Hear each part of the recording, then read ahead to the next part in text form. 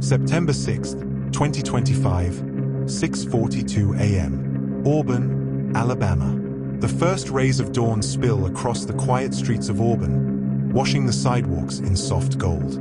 The air is cool, touched by the faint scent of pine, the kind of morning when nothing seems out of place. On a tree-lined block not far from Auburn University, 53-year-old Gard Schnuelle steps out of her front door, a leash in her hand, a dog at her side. It is a ritual she has repeated countless times.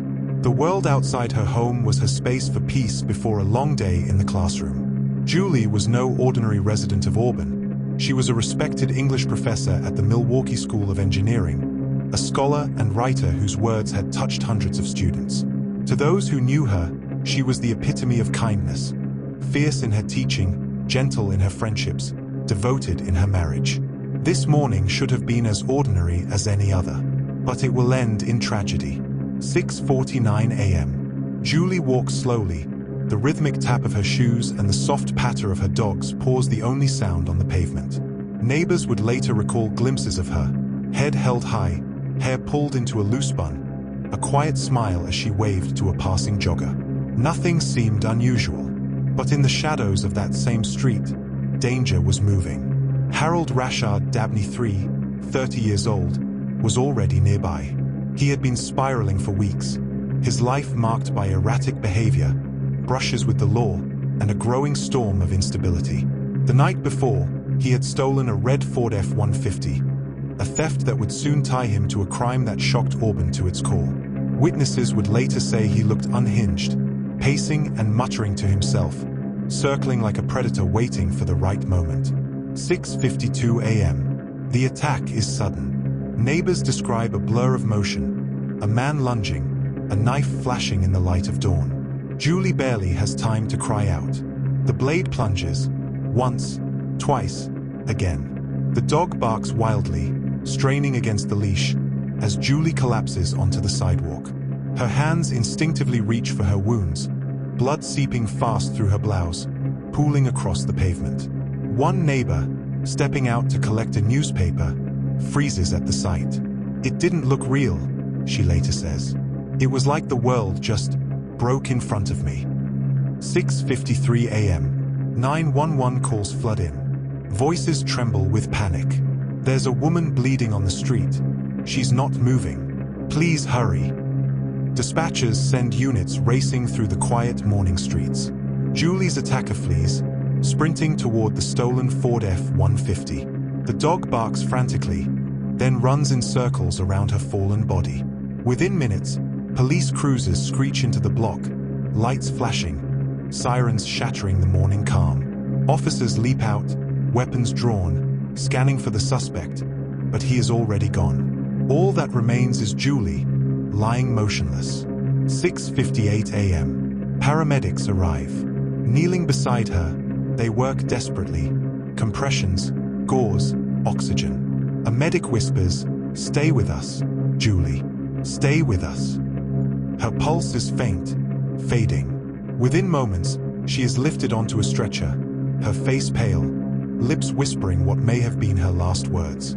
At 7:15 a.m., she is pronounced dead at East Alabama Medical Center. The news spreads with terrifying speed. A professor, a neighbor, a beloved figure, stabbed to death while walking her dog in the heart of Auburn. What should have been a safe and quiet morning now lies shattered. By mid-morning, yellow tape cordons off the street. Evidence markers dot the sidewalk. Detectives photograph bloodstains that streak the concrete. A single shoe, kicked loose in the struggle, lies abandoned at the edge of the curb. The dog, trembling, is carried into a neighbor's arms. Neighbors gather at the edges of the tape, their faces pale, their voices hushed. "Why Julie?" someone whispers. "Why her?" The question hangs heavy in the humid air. Another resident tells officers she had noticed a strange truck idling the night before but thought nothing of it. That detail will soon prove critical. 9:20 a.m. Detectives review security camera footage from homes and nearby businesses. A grainy clip from a convenience store just blocks away shows the red Ford F-150.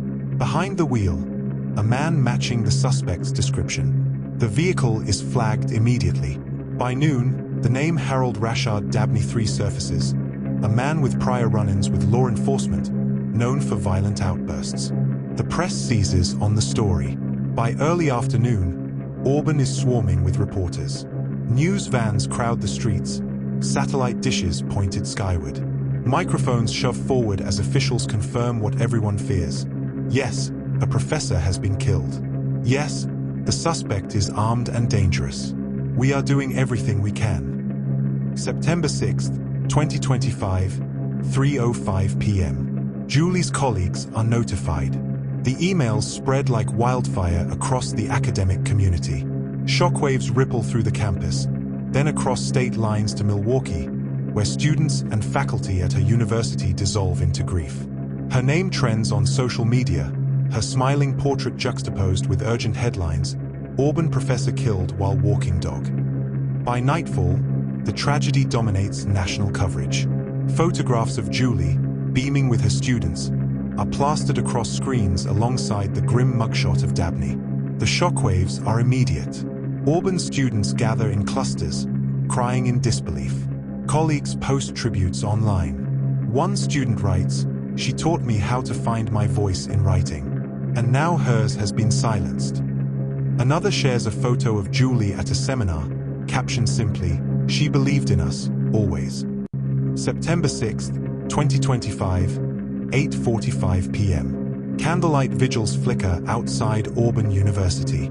Hundreds gather, their faces lit by flames and streaked with tears. A choir of voices sings softly, breaking in grief. Julie's husband stands near the front, silent, staring at the ground. The dog lies at his feet, head pressed against his shoe, whimpering softly. The crime is no longer just a personal tragedy. It is a wound carved into an entire community. A respected professor, taken in the most brutal, senseless way. A suspect still at large, roaming free in the night. And as Auburn drifts into uneasy sleep, one question rises louder than the rest. How could something like this happen here? September 7th, 2025, 6:15 a.m. The sun has barely risen when Auburn PD holds a press conference. Cameras flash. Reporters lean forward. The police chief steps to the podium, his face hard, voice low. "We are looking for Harold Rashad Dabney III in connection with the murder of Dr. Julie Gard Schnuelle. He is considered dangerous and unstable. If you see him, do not approach. Call 911 immediately." The image projected beside him is chilling. Dabney's mugshot, eyes wild, hair in dreadlocks pulled back unevenly, expression vacant. The red Ford F-150, stolen just hours before Julie's murder, is plastered on screens across the country. September 7th, 2025, 9:03 a.m. Tips pour in. Someone spots the truck parked behind a gas station off Interstate 85. Another caller swears they saw a man matching Dabney's description near a wooded area south of Auburn. Police fan out. Helicopters circle overhead. Officers comb the tree lines with dogs, their radios crackling with urgency. The city is gripped with fear. Parents keep children home. Students refuse to walk alone. Every shadow feels dangerous. September 7th, 2025, 2:47 p.m. The break comes from surveillance cameras at a Dollar General in rural Macon County. Footage shows Dabney walking the aisles, pacing erratically, shoving items into a backpack. Officers swarm the area. 3:12 p.m. They find him, hiding in the woods just beyond the store, clutching the same knife. He resists, screaming incoherently, thrashing as officers wrestle him into handcuffs. A detective later recalls, "It was like trying to pull a man out of a storm that existed only in his head." When Dabney is dragged into custody, Auburn exhales, but only slightly. The relief is tangled with grief. Julie is still gone. And now, the long march toward justice begins. September 8th, 2025, 10 a.m. Inside the Lee County Courthouse, Dabney makes his first appearance. Shackled, head bowed, he mutters to himself as the judge reads the charges: capital murder, theft of property, assault with a deadly weapon. Julie's family sits in the front row, holding each other tightly. The silence in the courtroom is deafening, broken only by the scratch of pens and the clicking of cameras.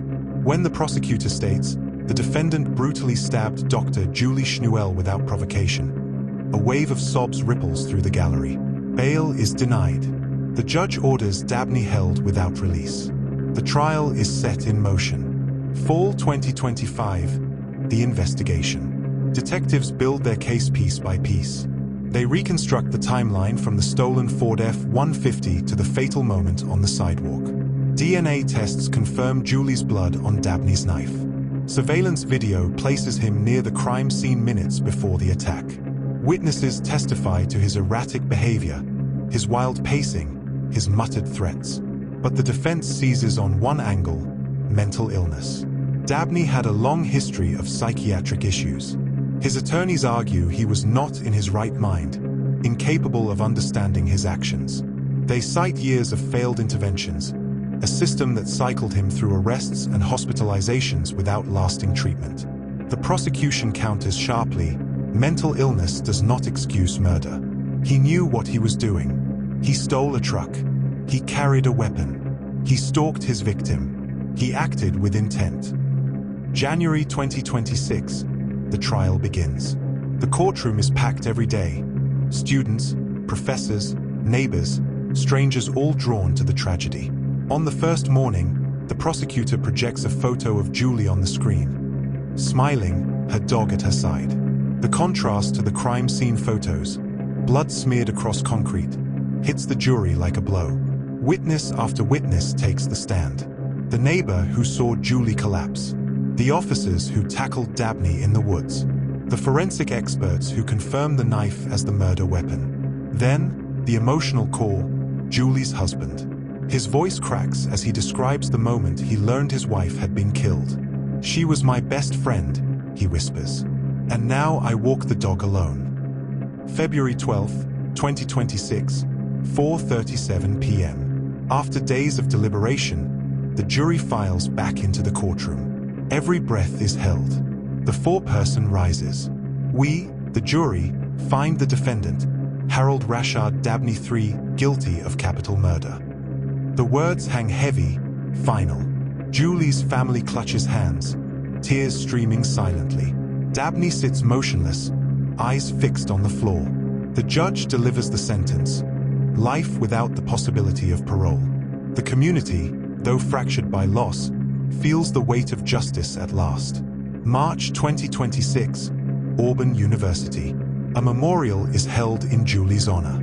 Hundreds gather on campus as the university dedicates a scholarship fund in her name, the Dr. Julie Gard Schnuelle Memorial Scholarship for Literature and Writing. Candles line the steps of the auditorium. A choir sings softly.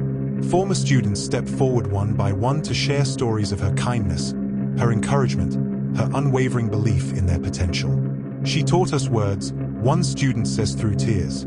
"But more than that, she taught us how to use them to matter." Her dog, now living with family, is present at the vigil, lying quietly at the foot of the stage. Julie's story is one of brilliance stolen too soon. A morning walk turned nightmare. A life of promise and purpose ended by a single blade. But it is also a story of resilience. The community that rose to remember her, the justice system that, however delayed, answered for her loss. The haunting truth remains: Julie's death should never have happened. It was preventable. Dabney's spiral was no secret. The system had chance after chance to intervene. And it didn't. In the end, Auburn remembers not the crime, but the woman. A professor, a wife, a neighbor, a mentor. Her voice silenced, but her impact echoing still. Because in the darkest of stories, sometimes the light lies in remembering.